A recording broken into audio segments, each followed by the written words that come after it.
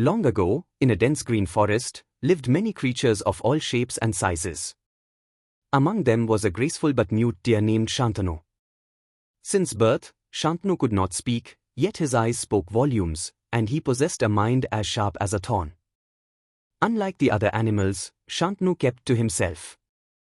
Deep inside, he feared that his inability to speak might make him a target of ridicule or cunning tricks.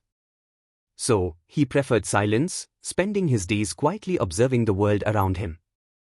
Over time, he learned to read the signs of danger and decide exactly when and where to move.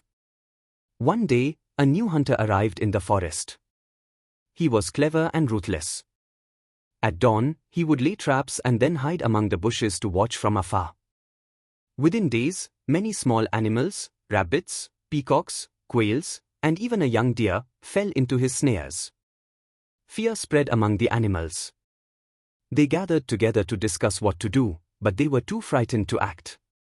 Meanwhile, Shantanu silently watched everything. He knew that fear alone would not help, something needed to be done. Every morning, Shantanu noticed how the hunter would come, set the trap, and then hide to wait. One quiet night, as the moon lit up the forest floor and most animals slept, Shantanu made his move. Using his strong hooves, he carefully dug a pit near the hunter's trap. Then he covered it with dry leaves and grass, making sure it looked just like the rest of the ground. The next morning, the hunter returned to his usual spot. He was so focused on checking his trap that he failed to notice the freshly dug pit. As he stepped forward, his foot slipped, and he tumbled into the hidden hole. With a loud cry of pain, he twisted his ankle. The hunter's cry echoed through the forest, catching the attention of the king's patrol guards, who were nearby. The guards ran to the spot, saw the hunter caught in the pit, and arrested him for illegal hunting. With the hunter gone, the animals of the forest breathed a sigh of relief. That evening, they held a gathering under the great banyan tree to thank whoever had saved them from danger. But no one knew who had outsmarted the hunter. At last, a green parrot, who had seen Shantanu at work the night before, spoke up. "I saw Shantanu digging near the trap," he said.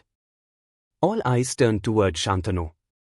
Shy and humble, Shantanu lowered his gaze and took a quiet step forward.